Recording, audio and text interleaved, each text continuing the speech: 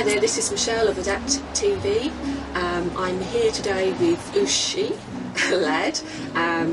We're not in a gym today, but we're in a really lovely restaurant. We've just had lunch and Ushi's kindly agreed to be interviewed by me. So this is for Are All PTs the Same series. Ushi didn't have a start into the PT trade as other people would. She had an epiphany and she's had quite a difficult journey, which we're going to find out about. Yes. That was me, just making sure everything's all right. So, hi, how are you? I'm good, thank you, Michelle. How are you? All right, thank you very much. So, when you were growing up and you were smaller, being a PT wasn't what you envisaged for yourself? No, it really wasn't actually. I think being a news anchor or journalist was something that I'd Blue Peter presenter, I don't know if you remember Blue Peter. Definitely. Yeah, so Blue Peter presenter is something I really wanted to be when I was younger, and I never really thought about my health and fitness or anything like that really. So you had a conventional way from school into university? Yes, I did, yeah. And then you had a corporate career? I did, yes. But I think it was when you were at university that you had health problems. Yeah, so I was always a bigger girl at school anyway, so I was always this kind of jovial, happy, funny girl who was friends with everybody at school, and I was always big. I was never a size 8 or anything like that. You'd put me in about a 10 to 12 when I was at school. I then went to university, and in my second year of university I actually ended up emotional eating, and it was the situation at the time. I was living with some people, I felt a little bit ostracised, I was in a new place, and it all just got to me, and I actually ate to comfort myself. Yeah. And so you'd find me pretty much every evening kind of with a big bowl of pasta and cheese and, you know, probably a glass of Baileys in this hand, because at that time I used to drink Baileys. You know, or out on a night out and pretty much drinking, you know, to kind of get the emotions out. I guess it was only when I had a night out to go to for my birthday, okay, and I had to find something to wear. Yeah. And I walked into, back in the day, there was a shop called Eaton. Yeah. Do you remember that? Yeah. Yeah, so I walked into Eaton and nothing fit. So they went up to a pretty big size, like 24 or something like that. Yeah. And I tried on a shirt, and being quite a busty lady, tried on a shirt and it just didn't fit, and it felt awful, and it was a size 24. And I think at that point I realised how bad I treated my own body. Yeah. I didn't really do much about it. Like, I went to the gym 3 times a week, but nothing really changed. So is that your mindset rather than, so you've gone to the gym because you were a little bit bigger and you thought, oh, going to the gym, exercising, that's going to help, but your mindset wasn't quite with it though as well? Absolutely not at all. Like, I was, as I said, you know, I was emotional eating, so that emotional trigger never really left. It was always there. So even though I went to the gym to try and kind of combat that, to kind of get the endorphins, to have a workout and feel good about myself, every time I came back to my living arrangements at the time, that emotional trigger was always there. Right. And I guess because of that, nothing in my body changed. No. Yeah. But what happened then? Because it wasn't quite, you know, you went to the gym, didn't change your diet, but Yeah. you wanted to be smaller. Yeah, so what happened then was I actually took a job in America for 3 months where I was a camp counsellor, and I ate American food. So we're talking PB&J sandwiches, you know, grilled cheese, fries, all this kind of stuff. But I was in this environment which was very outdoorsy. So we lived in these kind of wooden cabins with all these young girls, between the ages of about 8 to 15, you know, where their parents just kind of shipped them off to summer camp for their 3-month summer. I was there and I was doing things like archery, swimming, radio presenting, running, walking up and down the mountains and stuff like that. And so naturally, even though I was eating all this food, I actually lost a stone. Excellent. By the time I came back. Yeah. So I didn't try to lose the weight, it just happened. Then I joined Weight Watchers. So in the first month of Weight Watchers, I lost 15 pounds, which is incredible. It is. That so, is true, yeah. you know, 2 stone in 4 months, gone. it then started getting a bit obsessive. So every week I wanted to see the scales go down. Definitely. Absolutely. And that's all they motivate you for, isn't it? They just don't care how you do it, really. No. I mean, you have your points, Yeah. so you eat, but all they want to see is that weight going down. Yeah, regardless. yeah, exactly. And it's not about where that weight's come from. No. Most weeks it's just water weight for most people anyway. So I was losing, or muscle mass. So I was losing this weight. And I got addicted to that feeling of standing on the scales and having it go down. It's that almost like, it's like positive reinforcement, isn't it? So something happens and you get clapped and you think, right, I want that again. Yeah, exactly. And so what I ended up doing, and this was, I don't even think I thought about it. It just started happening. Like, I would eat breakfast and I would eat lunch. But then after lunch, I would go to the bathroom and I'd physically make myself vomit. Right. So, and then it happened once, it happened twice, and then it was every lunchtime. So I'd eat, and I was eating ridiculously disgusting food. So I was eating like McDonald's, or I'd go and get a KFC at lunchtime. All that kind of food. But I was losing weight because I'd made myself physically throw up. And the scales are coming down, and I was getting that positive reinforcement you were just talking about from my colleagues, like, oh my God, you look amazing. And then it started happening in the evening. So the only meal I would actually keep down would be breakfast. And the rest of the day I would eat, but I'd eat because I had such an attachment to food. Yes. Like, food meant everything to me at that point. But I felt guilty, and so then it would just come up. And so what first started as something minor became quite a big issue. So I think I had bulimia for about 8 months of my life. Yes. Proper bulimia. Like, food, breakfast fine, anything else would come back up. No. Yeah. And I would drink, I would eat McDonald's, as I said, go out for dinner with my friends, go out for pizza with my cousins or whatever, come back and it would be straight in the toilet. Yeah. No one ever you. figured it out. No. But everyone reinforced me with oh, you're looking amazing, and back then I used to be quite good with makeup, and so it was really easy to cover greying skin and brittle nails, like with nail varnish and stuff. So that's what I did, and then suddenly I went from a size 24 within a year, less than a year, to a size 10, which is just ridiculous. Amazing. Yes, it's ridiculous. Like, it's not physically possible to do No. that in a healthy way. I don't think anyway. It's not. No. So, and then I ended up in hospital the day before I was meant to fly out to America with a really bad bout of gastroenteritis, because I had bad bacteria all around my body. I was on a drip. I was at about 8 p.m. at night, and then I was meant to fly out to America at 8 the next day. The doctors weren't going to let me go. No, definitely not. No. And I was like, I have waited for this 3-week trip for so long, you have to let me go. And so they did, and they said, if anything happens and anything goes wrong, you need to get yourself to a hospital.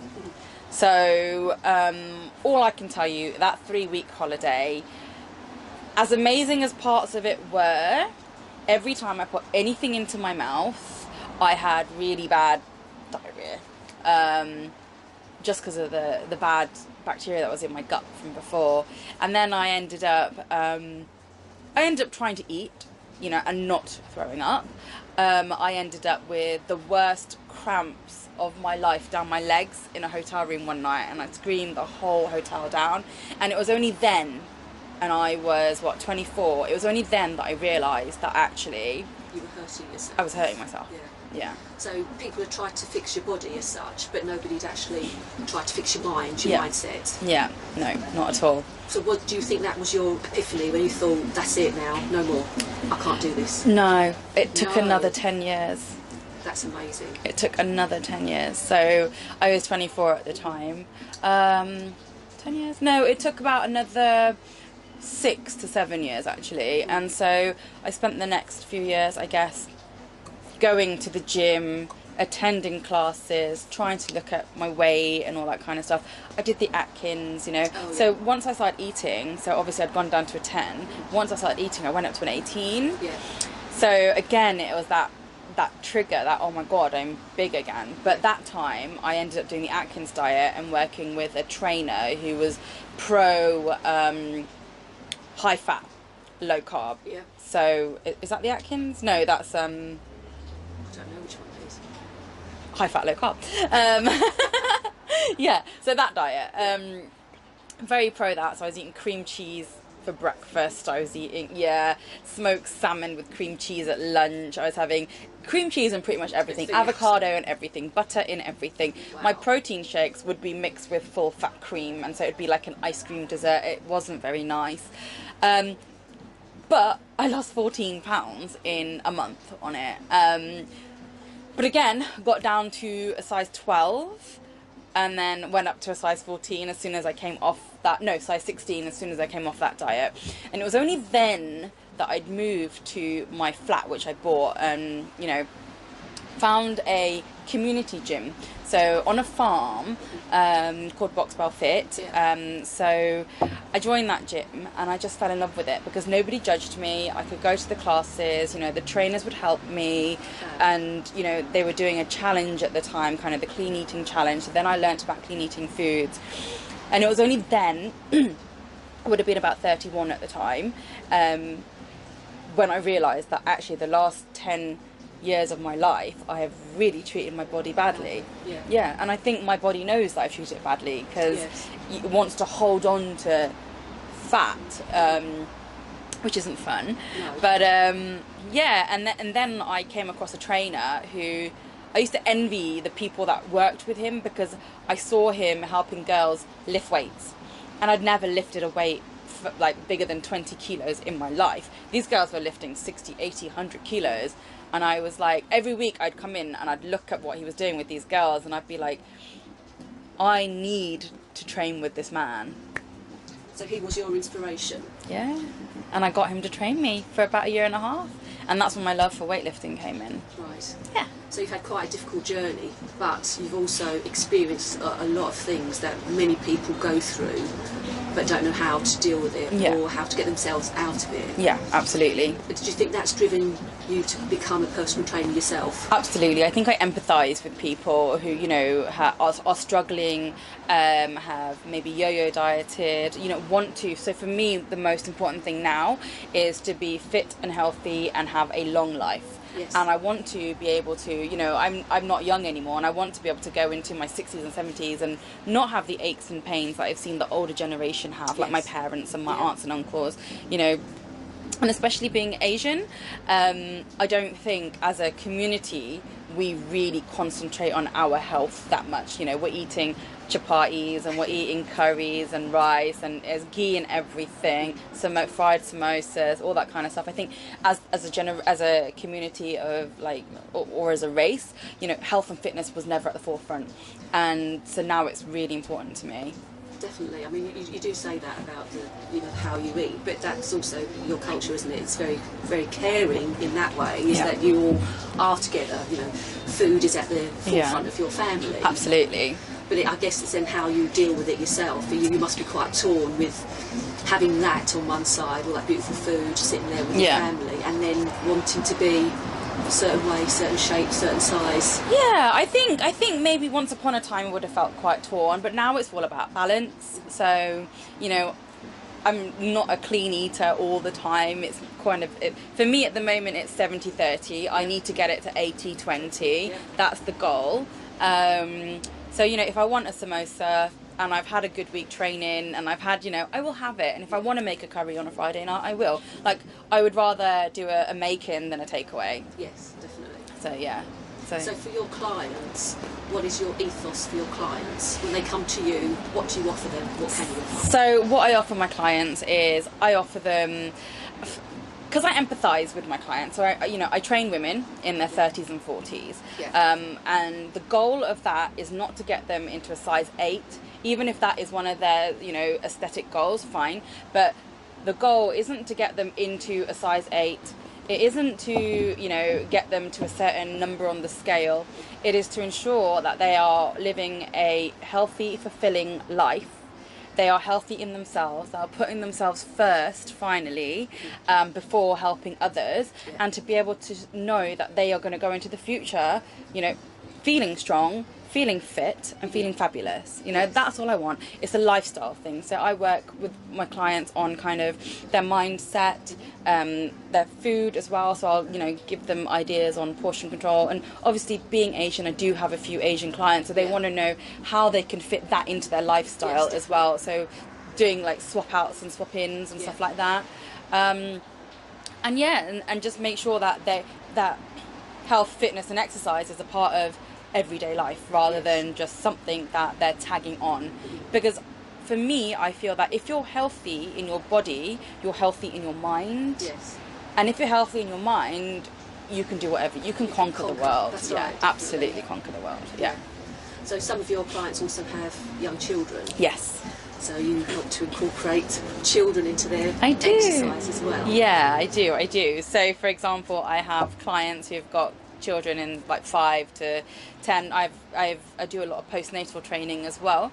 So, you know, if the kids are at home for half term, I will get them involved. I'll do a circuit that they can do as well, use lighter weights or no weights, and just make it fun. So for example, I trained a client earlier this week and her kids had a blast, and I got a little text later saying, oh, my son said it was the best day of his whole entire life. He's 5 years old. But, you know, he had fun. He, you know, exercise. I remember back at school when PE was like a pain. Definitely. I used to hate having to go into the changing rooms, getting changed. I think it might be different now. I don't know. I haven't been in school for a while. But I think the kids that I trained earlier this week absolutely loved training with their mum. Yeah. It was amazing. And another client of mine has a baby who absolutely adores watching his mum squat and stuff like that. And sometimes you just kind of hold him as a bit of a resistor. He's 14 pounds, it's pretty heavy. Yeah. So she squats with him and does like overhead press with him. And he loves it. He giggles the whole way through. And as long as it's safe for the children or the child, then I'm happy for them to kind of be around, because that's what I'm qualified in, you know, so... It's incorporating the whole family into the fitness way of life, Yeah, isn't absolutely, absolutely. I've actually given the kids that I trained earlier this week a pair of boxing gloves and pads because they loved the boxing aspect of it. So I was like, okay, you keep these, I'll get some more. So if you were with a client and you recognised some of the signs of any of the illnesses that you had, how would you go about tackling that? I guess I'd kind of, you'd have to broach it quite sensitively, because like when I had the illness, would anybody say anything about me throwing up or anything, I would get quite defensive. Yes. So you have to kind of be really sensitive towards that. So I guess I'd talk to them, find out about their habits, what they get up to, you know, look at the holistic kind of part of, like, look at their life in a holistic way, like what's going on after you eat, like how do you feel after you eat, try and get their emotions, get them talking. And to be honest, if it's something that I can't help them with, I will always try and refer them to a specialist. So, you know, I'll do as much as I can to help somebody, maybe try and incorporate good foods back into their diet, maybe try and, you know, if someone's really adamant that, say for example, avocado isn't healthy, look at different ways, like, you know, try a little bit of it, because you'll find that actually may help some, you know, may help you physically feel better because of the fats, or fuller for longer or something like that. But you just have to approach it in a very kind of just very, very slowly and see how they react to you. You couldn't just go, oh, you have an eating disorder. You can't do that. No, it's going to be very sensitive. Yeah. And I guess, you know, again, because you've experienced it, you know the signs, you know what helped you. Yeah. So therefore you can help your clients. And the other thing is, if someone doesn't want to be helped, you can't help them. Right. And that's what I've learned. When I didn't want help, nobody could help me. It was only until I realised what I'd done to myself. And if at that point, when somebody's at that point, then they're absolutely willing to get all the help. So what's next for you? What's your ambition now? What's your goals? Yeah, so my ambition is to help as many women as I can. So at the moment I train clients in Berkshire. You know, I do some mobile training, so especially with mums who have babies, I go to them with my kit. I carry battle ropes, kettlebells, all that stuff in the car. And I also train out of a couple of gyms in Wokingham and Reading as well. So my goal is I'm not going to do hourly personal training. There's just no point in doing that, because that is you come and see me for an hour and then you just leave and then you don't think about anything. What I want to do, or what I do, is create packages for women, you know, based around their goals. And talk about their lifestyle as well. So it's not just about, you know, their physical goals. Like, what are your lifestyle goals? Like, how do you see yourself in like 2 years' time or a year's time? How do you want to physically feel? Like, do you want to be able to run around after your grandchildren, or do you know, that kind of thing? So create a holistic package around the women. You know, I've recently got into mindfulness. So I've been going to a coach in London a couple of times, and she's fantastic, and literally within one session I felt completely different. And it's amazing how something like that can do that. Like, I completely didn't expect it. I went in going, yeah, all right, whatever, I'm gonna have a 30-minute nap, great. I came out feeling wonderful. It was incredible.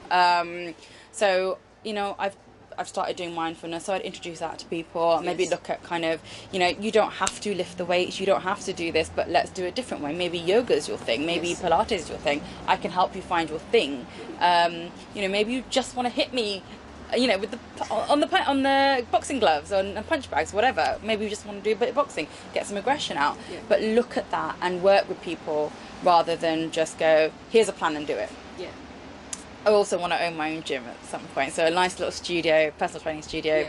And you know what, I don't want to just keep it to Berkshire, so I think build a brand. Yeah, my eventual goal is to actually do online training as well, and help, you know, women in the 30s and 40s online. Like, I think there's so much out there for 20-year-old women and who want to kind of build a booty and all that kind of stuff, but I don't see a lot out there for lifestyle and women who want to kind of concentrate on themselves, so that they're better for themselves and they're better for the people around them that they love.